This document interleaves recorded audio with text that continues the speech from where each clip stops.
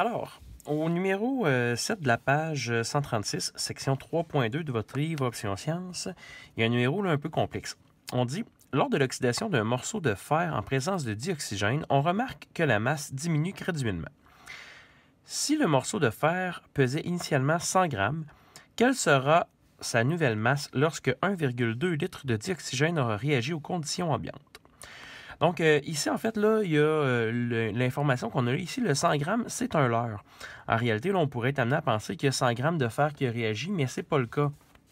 C'est comme si on avait comme une espèce de morceau de fer ici, puis il y a comme des petites molécules d'oxygène ici qui vont réagir avec le fer pour les transformer en rouille. Ce qui fait que, par exemple, toute cette section-là ici aurait réagi avec de l'oxygène, puis ça ici, c'est ce qui resterait de fer. Fait que là, on ne sait pas il y a combien de masse de fer qui a réagi. Ce qu'on sait par contre, c'est qu'on a 1,2 litre de dioxygène qui a réagi.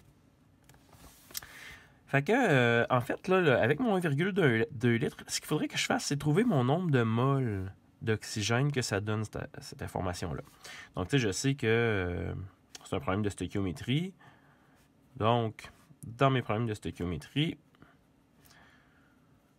on se retrouve à avoir comme ici la première ligne qui est N, notre nombre de moles, puis M, ma masse. Donc, moi, je cherche la masse de fer qui a réagi. Ce que j'ai comme information, c'est mon nombre de moles d'oxygène. Mais je ne l'ai pas directement, on va le donner en volume. Je ne peux pas faire de produit croisé parce que le fer est solide. Donc, je ne peux pas faire un produit croisé directement avec le volume d'oxygène.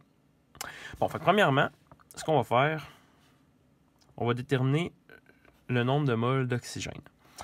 Fait que, comme c'est un gaz, ici, je connais le volume d'oxygène, 1,2 litres. Je connais aussi la température et la pression parce qu'on m'a dit que c'était aux conditions ambiantes. Donc, je sais que la température du O2 était de 25 degrés Celsius. Je peux donc en conclure que c'est 298 Kelvin. Que la pression du O2 était de 101,3 kPa. Fait qu'ici, en utilisant PV est égal à N ART, je vais trouver N en disant que N est égal à PV sur ART. Donc, P, 101,3 kPa, V, 1,2 litres, R, 8,314 kPa, litre, mol, Kelvin. Et puis, T, 298 K. Donc, ici, mon nombre de moles, je fais ça sur ma calculatrice. Je n'ai pas trouvé, je vais le faire. Donc, 101,3 fois 1,2 divisé par 8,314 divisé par 98. OK. Donc, 0,04906 mol. Ici, dans ma calculatrice, ce que je vais faire, là, c'est que je vais enregistrer cette information-là des fois que j'en aurai besoin un peu plus tard. Info N. Fait que ça, c'est ma lettre N. C'est mon nombre de moles. Fait qu'ici, je reporte mon 0,04906 mol. Par produit croisé, ici, je vais connaître le nombre de moles de fer qui a réagi. Donc, 0,049 fois 4 divisé par 3, fois 4 divisé par 3, ça me donne 0,06542 mol. Fait qu'ici, je vais pouvoir, avec la masse molaire, trouver ça correspond à combien de grammes de fer. Donc, ici, 0, oups, je me suis trompé.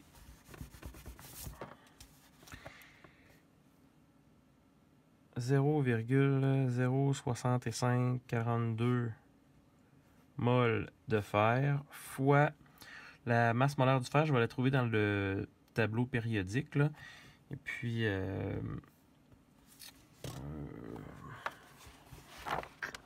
j'ai cette information-là. Ici, ça doit être 63, non,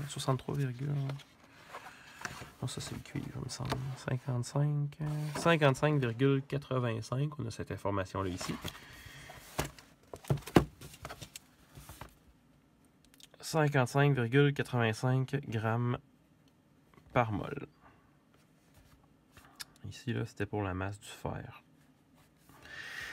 Fait que ça ici fois 55,85, ça me donne 3,6536 grammes. Vous voyez que je ne me suis pas encore occupé des chiffres significatifs, là. Ce qu'on m'a demandé ici, dans le fond, c'est quelle masse il va rester. Fait que je sais qu'est-ce qui a réagi. Donc, je sais que ce qui va rester, masse de fer restante, ça va être 100,00 grammes moins 3,6536 grammes. 100 moins enter. Ici, j'ai 96,346 grammes. Bon, maintenant, je vais m'occuper des chiffres significatifs. Donc, pour les chiffres significatifs, je dois savoir d'où vient mon 3,65. Il vient d'ici.